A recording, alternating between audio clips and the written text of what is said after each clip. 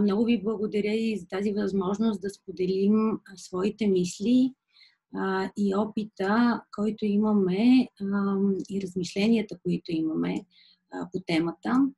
Този вебинар наистина цели да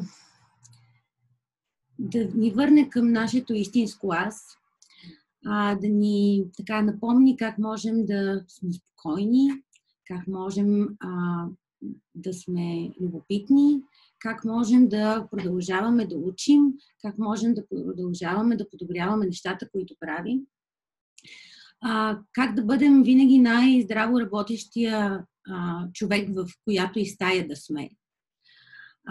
И това е много важно наистина, за да можем наистина да сме майстори в това, което правим.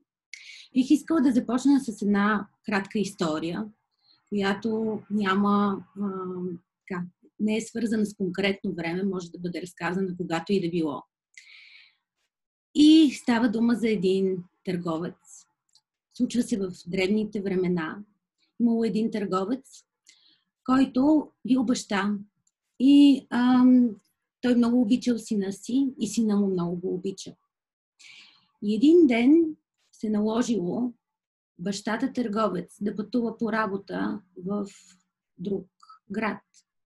И сина му останал сам в къщи. Той му казал да стои в къщата и да не мърда, докато не се пребере. Докато го нямало, вражеско племе нападнало селото и опожарило абсолютно всичко. Всяка една къща. Няколко дни по-късно бащата търговец се върнал и бил потресен от гледката. Цялото село било изравнено със земята. Усещало се само пушека от останките. Той тръгнал към мястото, където някога е била неговата къща и гледал за своя син. Душата му се късала от мъка. Видял само едно малко тяло на дете, обгорено от всякъде. Било му е изключително трудно. Той взел в ръцете си тялото и го кремирал. Минали няколко месеца. Бащата търговец препостроил къщата отново. И една вечер на вратата се почукало. И чул зад вратата глас: "Татко, татко, моля те, отвори вратата, аз съм!" Той много се ядосал. Вярвайки, че неговия син е мъртъв, той казал: "Ох, ти си някакъв дявол, как можеш така да си играеш с моето сърце? Махни се, махай се от тук." Той наистина вярвал, бил се влюбил в идеята, в своята истина, че сина му е мъртъв. И като отново чул гласа зад вратата, който му казвал: "Татко, моля те, отвори ми, толкова много ми липсваше." Казал: "Махай се от тук и никога не се връщай.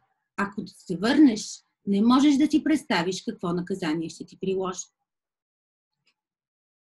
И така е станало.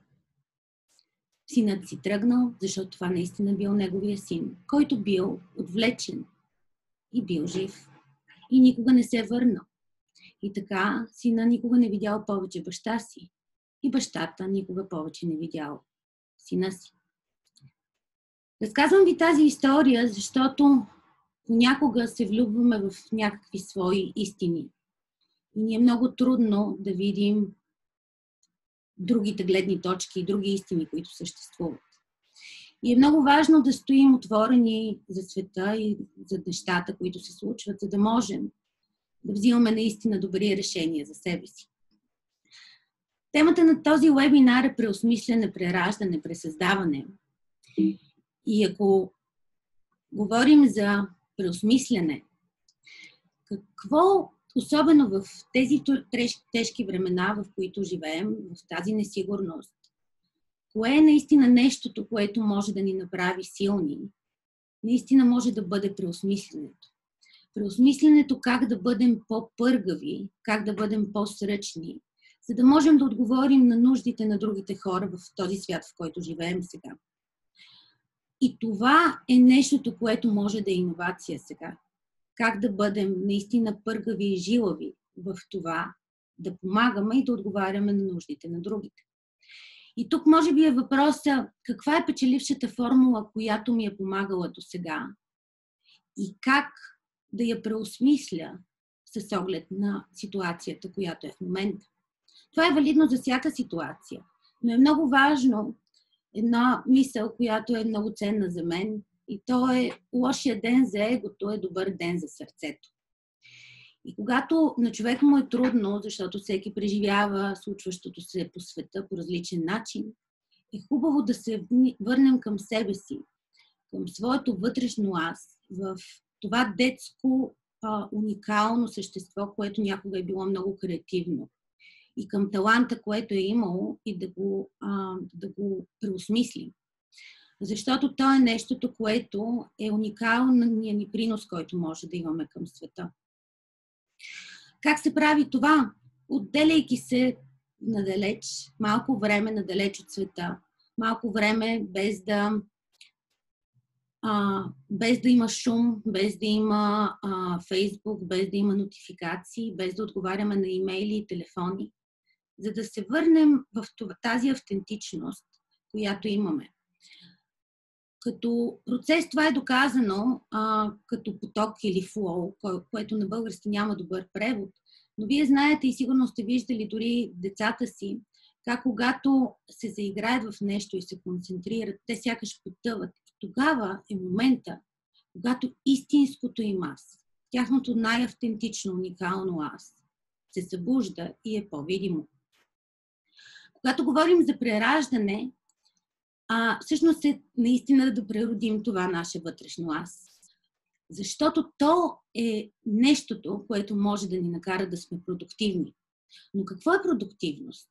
Това е да правиш нещо качествено или да правиш нещо бързо. Някои хора правят нещо качествено, но бавно, някои хора правят нещата бързо, но не толкова качествено. Но каквото и да правим, винаги целта е да постигнем баланс и оптималност, така че да го правим качествено и бързо. Много хора смятат, и в днешни времена се смятат, че трябва да работим 24 часа, 7 дни в седмицата и че заради това е нещо, с което можем да се гордеем. Но истината е, че за да сме продуктивни и всеки един да е продуктивен, трябва да работи на цикли. Цикъл на дълбока, много усилена работа и цикъл на истинско възстановяване. Така правят дори и спортистите. Ако се замислите, за тях е най-ценното времето, когато се възстановяват, защото без възстановяването не са способни да правят нещата, които трябва да правят. И е хубаво всеки да си зададе въпроса: какъв е моят цикъл на пълен фокус и за свирепа работа и наистина подмладяващо съживление? Можем ли да се фокусираме изцяло и да имаме продуктивна работа, без никакви разсейвания и наистина да създаваме, мислейки какво произвеждаме, какво създаваме, какъв е продукта от нашата работа? Защото при много хора, заради всички нотификации, заради всички шумове, заради новините, заради радиото в бекграунда или телевизора, всъщност 1 час може да бъде продуктивна работа, може да се случи дори за седмица. А е хубаво да намираме този фокус, който да може да ни помага ние да се фокусираме и да създаваме наистина работа, вместо да сме просто заети с нещо. И тогава стигаме до това, че когато работим, трябва да работим много усилено, а когато се забавляваме и си почиваме, също да го правим много усилено. И тази хармония е доказано, че тя е ключа към успеха, той да не е краткотраен, да не е за 1 седмица, за 3 месеца, а да бъде наистина продължителен. И стигаме до пресъздаването. Защото освен да преосмислим нашата уникална същност и освен да работим за нейното създаване, трябва да я предсъздадем по нов начин. Понякога наистина се влюбваме в някаква идея какво трябва да бъде, но в момента живота и всичко около нас се променя толкова бързо. И е важно наистина да си дадем време, да се свържем с героя вътре в себе си и да помислим каква е магията, която можем да създадем. Каква една магия можем да създадем. Вместо да се пръскаме в 10-15 неща, които не са изпипани до край. Как да запазим обаче в това и пеперудите в корема? Как да създадем магия, която толкова много да ни завладее, че дори когато е първоначалният ентусиазъм отмине, ние да продължим да работим по проекта, по който работим. За тези неща и точно как да го направим, как да направим плана за своя най-добър живот, всъщност можем да се оповем на някои основни Монтесори принципи, като ги разгледаме в малко по-широк контекст. Защото достигането до ръба на своя занаят е мястото, където започваме да се развиваме. Мястото, където майсторството се случва. И то е свързано наистина с излизане в открити води. Излизане от статуквото, излизане от зоната на комфорта. Монтесори принципите наистина могат да са като GPS. Да бъдем позитивни, да сме силни в израстването си и да можем да превърнем себе си в истински виртуози, каквото и да правим. И това от своя страна, то не е просто за вас, защото каквото и да правите, вие го правите с кауза и с идея за другите. Така че то помага на другите.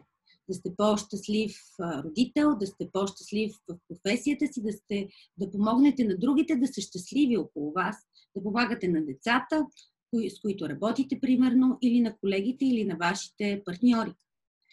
Един от основните Монтесори принципи е така наречената подготвена среда. И науката доказва, че подготвената среда в много широк смисъл е средство за израстване.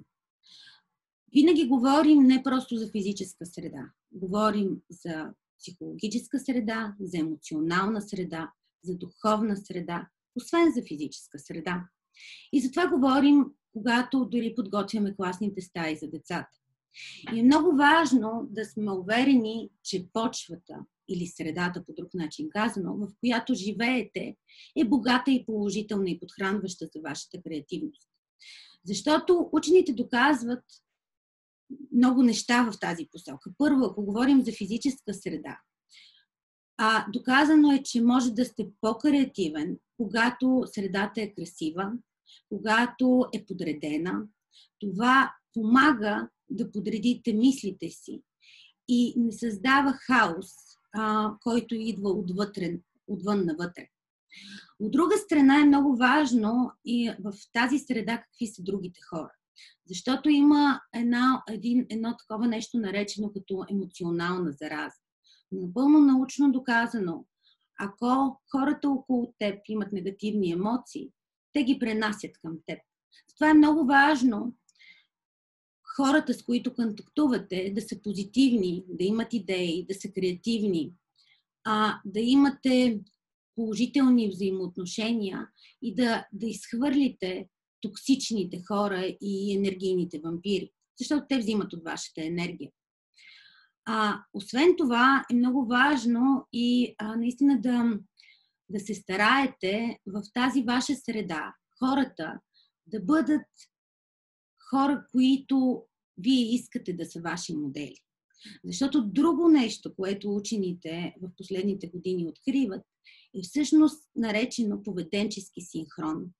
Поведенческият синхрон е позволявал някога на ранните хора да оцелеят, защото са гледали какво правят другите в племето и те са копирали същото, за да могат да оцелеят. Това го носим всички ние с гените си. И то е дълбоко залегнало в човешкия начин на действие. Абсолютно несъзнателно хората копират и имитират другите. И Затова е много важно с какви хора се заобикаляме. Например, в Монтесори класните стаи ние винаги приемаме малко, примерно, нови деца, защото те сливат своето поведение на база на тази поведенческа синхронност с останалите деца, които са нормализирани, които работят и спазват общностните принципи за това. Не на последно място е много важно тази среда и да е духовно чиста, защото е много важно да изповядваме едни и същи неща с другите и да се допълваме, така че взаимно да стане израстването. Така че, ако вие сте най-умният човек във вашата компания, може би е време да смените компанията. Ако сте най-умният човек на вашата улица, сигурно е време да смените квартала. Работа с ум и с сърце е друг принцип, който е така неминуемо свързан с човека, защото ние ползваме своя ум и своите ръце да създаваме. И точно на тази тенденция се развиват и децата в класните стаи, ползвайки ръцете и ума. И е много важно да ползваме точно тази работа с ръце и своята интелектуална работа по смислен начин, задълбочен начин. В класните стаи винаги критерии дали едно дете наистина постигаме тази подкрепа за него, която търсим, е когато той излезе от границите на материала. Когато почне то да прави собствени карти за животни или собствени граматични карти или собствени проекти на геометрични фигури или на каквото и да било. Но това е нещото, което е ценно. Другото са ключове и е много важно да навлизаме дълбоко в нещата, в детайлите, гранулираните части на нещото, защото така го опознаваме. Нещо, което е много важно е, например, и ми е правило винаги впечатление, че когато Стив Джобс предстои да пуснат първия Mac, той вижда един от проектите на устройството и го връща. И им казва на своите инженери, той трябва да изглежда толкова красив отвътре, колкото изглежда и отвън. Те му казват, ама защо, нали? Никой няма да го види. Той отговаря, ние ще знаем обаче. Така че е много важно наистина да влизаме в детайл и както ние казваме на децата, каквото и да правим, трябва да се стараем да го правим максимално добре спрямо това, което можем. Да даваме най-доброто от себе си, защото както правим едно нещо, така правим всичко. Ако сме немърливи към това как си оправяме леглото, ще сме немърливи към това как си вършим работата. Посяването на семенцата е друго изключително важно нещо. В класните стаи ние винаги се опитваме да посеем семенцата на любопитството, на знанието. Не ги копаем да видим дали веднага покълват. Знаем, че в един момент, когато детето е готово, ще покълнат. Изключително важно е да запълните живота си с богати мечти и страхотни идеи. Да четете интересни книги. Много е важно какви гурута си избирате. И то е свързано и с книгите, защото през книгите всъщност може да ви бъде гуру, който искате. Независимо дали е Махатма Ганди или майка Тереза, всеки един човек, чиято книга четете, вие всъщност влизате в разговор с него. И е много изключително важно да учиш от учители, които са много взискателни. Защото където и да отидеш в света, ти си готов за това. Това е много валидно, така като пример с спорта. Отначало, като се запишете, ако тръгнете примерно на спининг или на някакъв друг спорт, първите пъти ви е много трудно да се накарате да ходите, особено ако треньора е много взискателен. Трудно ви е, изморявате се, имате мускулна треска. След един месец горе-долу се чувствате добре и вече влизате в някакъв ритъм, но ви е много трудно. И то е свързано с невропластиката, която е на вашия мозък, защото той изгражда нови връзки. И става объркано, ако не се откажете и продължите, след още един месец, на третия месец, ще сте вече в доста добра форма. Ще е станало част от вашия ритъм. След 6 месеца може дори да се придвижите към едни от така най-добрите, ще се чувствате силни, енергизирани. И дори след това, 2-3 години по-късно, да сте някъде другаде и да искате да пробвате спининг с друг треньор, всъщност ще сте изключително добри. Защото ще сте минали този процес, който Университетския колеж в Лондон нарича трениране на клетките, трениране на мозъка. И е много важно да тренираме мозъка си с богати идеи, защото по този начин ние го развиваме. Мозъка не е това, с което сме се родили, а това, което правим с него след това. Друго важно нещо, което е важно да влезе в приоритетите, е наистина тази идея да бъдете търговец на мога. Много хора са в състояние да ви дадат много причини. Аз не мога, изморен съм, защо да го правя сега, заед съм, нямам време. Бъдете търговец на мога. Това е нещото, което позволява на малкото дете да сътвори бъдещия човек. Именно усещането аз мога. Това е нещото, което позволява на децата да изградят умения и да имат коража да се втурнат в нещо и да го развият в себе си и то да стане част от тях. Това го можем и като възрастни. Знаете, че епигенетиката всъщност доказва, че не е вярно твърдението, което знаем от преди години, че клетките умират и че не се раждат нови клетки. Не, нови клетки се раждат. И на практика трябва да се тренират, за да могат да станат. И всяко едно умение може да се тренира и може да се хакне гена на база на усилия, на диета, на навици, на рутини, на нещата, които правим. Нови преживявания на ръба на комфортната зона. Винаги на едно дете му предлагаме нещо, което хем е в тази комфортна зона, което то се чувства уютно, но в същото време излиза леко и ще го отведе извън нея, за да я разшири. Защото това е мястото, където развитието се случва. Развитието не се случва на спокойното пристанище, на нещата, които винаги сме правили и са станали ежедневие и сме ги автоматизирали. Развитието се случва от новите преживявания. И да, проектът, който най-много ви плаши и най-много му се противопоставяте, това е нещо, което първо трябва да направите, защото там се крие развитието и израстването. Волята и дисциплината са неща, които още детето, когато влезе в първата си социална среда, започва да тренира. Ние като човешки същества ги тренираме още по-рано, още със самото си раждане, защото волята да живеем е много силна. Но тази воля трябва да бъде тренирана. Тя е като мускул.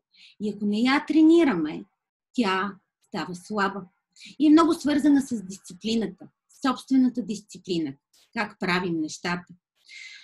Понякога казват, че има един ключов навик, който човек трябва да въведе и той ще подеме, като повлече всички останали навици. И е важно да тренираме мускулите на волята си всеки ден. Децата в класните стаи, независимо в коя възраст са, всеки ден тренират това. С това как се движат, как заобикалят масите, как заобикалят постелките, как остават с проект, макар и да им е труден, го завършват, как преодоляват предизвикателства.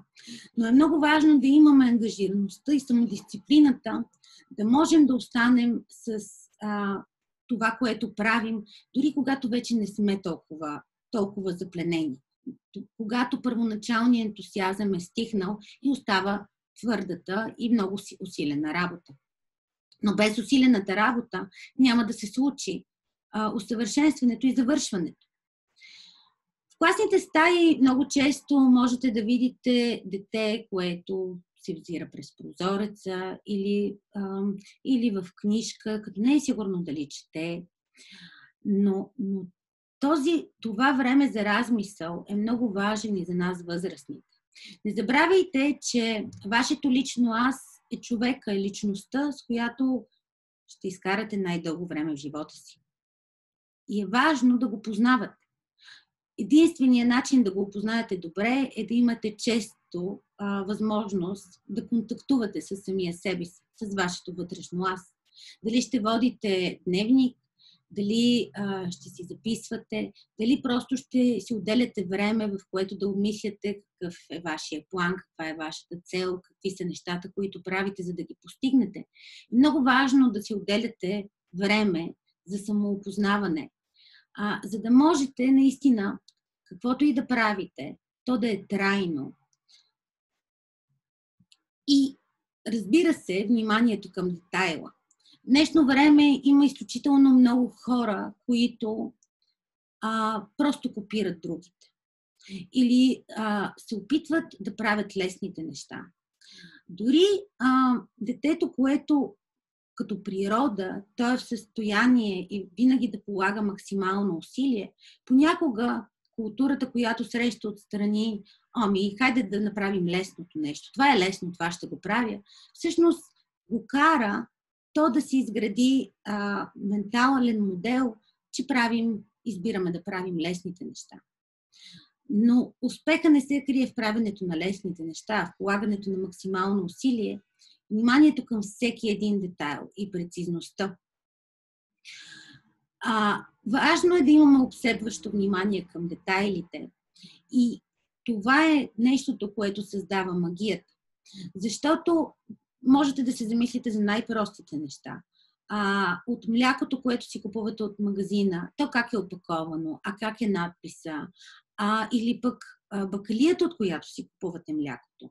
Малкият детайл, как е направена табелката на вратата, или дали е усмихнат и дали продавача се грижи наистина вие да се почувствате добре и когато ви каже здравейте, как сте, наистина се интересува от това. Но именно вниманието към детайла е много важно и то е нещо, което във всяка една класна стая, която работи по Монтесори принципите, се случва. Защото е много важно то да стане част от теб, това внимание към детайла. И когато е тренирано от ранна детска възраст, то става част и от възрастния, в който се превръща детето. Търпението при децата е нещо, което идва от средата. И средата, естествено, позволява на децата да развият умението си за търпение. Търпението е изключително нужно, за да можем ние да се справяме каквото и да правим и да го правим с майсторство. Търпението е свързано с отложения резултат на нещата, които правим. Особено в тази година ни научи наистина да имаме търпение и да правим най-доброто в момента и да изчакаме когато ще е наистина времето то да се случи. Търпението е свързано и с това да изслушваме другите, да споделяме своите мисли, но да виждаме и останалото. Някои път хората са толкова забързани, че наистина не виждат малките неща и те им обягват. И това е причината за много недоразумения. Повторението и практиката. Всяко едно нещо е много... Няма как то да стане част от нас без да има повторение, без да го практикуваме. Защото именно чрез повторението се изграждат тези нервни връзки, които ни позволяват да развием автоматичност на определено действие, умение, знание. И е много важно това да се опитваме да го правим. Тази етика, работна етика, която децата са изключително в състояние да я правят, но израствайки, всъщност цялата среда, възрастните, медиите променят това и ни казват: живейте в кутията, не бъдете различен, бъдете като всички останали. И разбира се, самоизграждането, защото всички ние, които работим с деца, се стараем да подкрепяме децата, да могат да самоизградят себе си. Това е много вътрешно, несъзнателна човешка тенденция, която помага наистина да изградим този талант, това уникално същество, с което сме се родили. И е много важно наистина да го събудим и да го съзнаваме.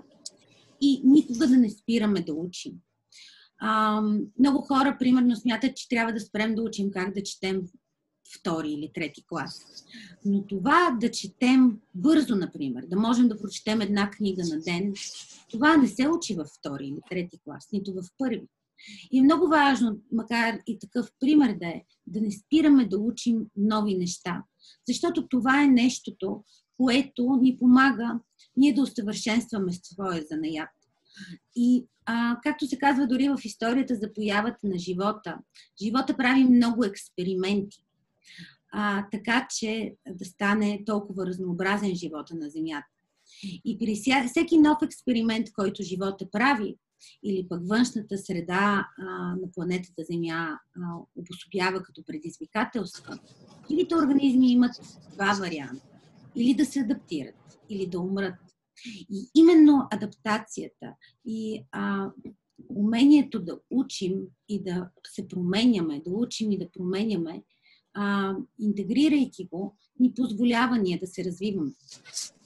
Проучването, откритието е много свързано с наистина тази детска радост, която е много неподправена и която позволява развитието на личността.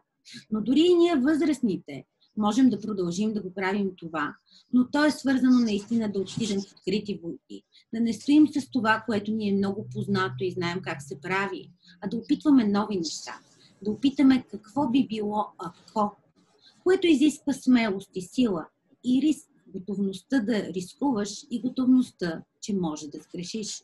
Но грешката, тя не е провал. Грешката не е противоположното на успеха, а грешките са по-скоро начини как да постигнем успех. И ако възприемаме всяка една грешка като стъпка към постигане на успеха, то тогава няма да се страхуваме да опитваме нови неща и няма да се страхуваме да грешим. Разбира се, е много важно наистина да имаме усещане и съзнание за света около себе си и на правилния път ли сме с Земята. Това е свързано наистина с усещането ни за другите, с усещането за общност, с усещането да казваме своята истина открито и свободно. Защото можете да кажете всяко едно нещо, дори и най-лошото нещо, ако го кажете с уважение и с любов, няма проблем. Но е много важно да усещаме другите, да можем да изслушваме другите, да можем да чуваме другите и да разбираме какво те искат да ни кажат. Защото дори и при децата много често някаква ситуация може да се появи просто защото не са изслушали други или не са разбрали какво други е искал да им каже. И ние, възрастните, е важно да продължаваме да усъвършенстваме уменията си, да контактуваме с другите, така че да можем да се разбираме. Защото на света няма един език, но винаги имаме начин да се разберем и да прощаваме. Да прощаваме на другите и на себе си за грешките, които ние или другите сме направили. И да бъдем съпричастни към другите, да можем да влезем в обувките на другия човек и да усетим как той би се чувствал. И то е свързано с човещината. То е свързано с това как сме човеци отново. И стигаме до нещо много важно за всяка една Монтесори общност, за всяка една Монтесори класна стая. И то е идеята за взаимозависимост. Защото ние всички сме взаимозависими. И особено тази година ни показа колко много сме зависими един от друг и колко е важно какво прави всеки един от нас. И как всяко едно действие на всеки един от нас е осезаемо за общността. И И да, всяко едно действие, всяка една мисъл, всяка една дума. Защото думите създават. Думите могат да създават радост, могат да създават тъга. Думите създават действителност. Много е важно да работим върху собственият си позитивизъм, именно четене на интересни книги, на велики автори, гледане на документални филми, излизане сред природата, спорт, защото е много важно да сме позитивни и да сме вдъхновени, защото ако вие не сте вдъхновен, вие няма как да вдъхновите другите и да подкрепите, независимо дали е семейството, дали е децата ви или колегите ви. И тук стигаме и до това кратко обобщение на тези неща, което бихме могли да го наречем като план за най-добрия ни живот. Защото е много важно израстващата среда. Много е важно как ние проявяваме себе си, как оперираме. Защото повечето гениите не са гении. Повечето хора, които са постигнали изключителни успехи, не са ги постигнали просто заради гения, който са имали, а заради ангажираността и самодисциплината, която са проявявали. Детайлност и съвършенство, защото е изключително важно каквото и да правим, да го правим по най-добрия възможен начин. И да, доказано е, че за да усъвършенстваме едно умение, ако всеки ден отделяме по 3 часа да развиваме това умение, ще ни трябват 10 години, за да постигнем съвършенство. Може би много от вас са постигнали съвършенство в много неща, но нека да излезете от зоната си на комфорт. Нека да излезете в открити води и да развиете това, да отворите кръгозора, което е свързано с новите преживявания. И идеята е, че никога не спираме да учим и да подобряваме това, което правим. И автентичност и интегритет, защото всеки един е уникален и никой не иска да бъде някой друг, защото всички други са заети. Важно е да бъдем себе си и да дадем, да открием кой сме ние за себе си, за другите и за света, защото всеки един може да допринесе към света ни. И да сме хора, да сме човеци и да сме творци на стойност. Какво създаваме в полза на другите. И по този начин, давайки своята автентичност към света, своята уникалност, това може да се развие, да се шейкне и да бъде свързано с откриване на смисъл по-голям от самия себе си, по-голям от самия теб.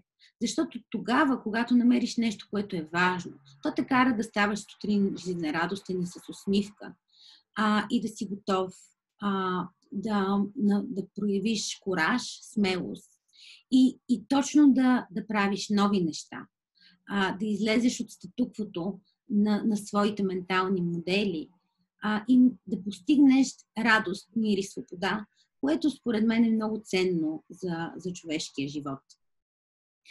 И това може би е целта, независимо на който и да било човек на планетата. Тази радост, мир и свобода, която вечно се опитваме да постигнем и свързваме по някой път с постигане на едно нещо или на друго нещо, но те са по-скоро средства за постигане на радост, мир и свобода. Това бяха моите слайдове за този вебинар. Ако имате някакви въпроси, с радост бихме ви отговорили. Много ще се радваме да влезете и в дискусия, да вземете нещо конкретно, да споделите вашия опит, вашия пример за някои от нещата, които ние споделихме.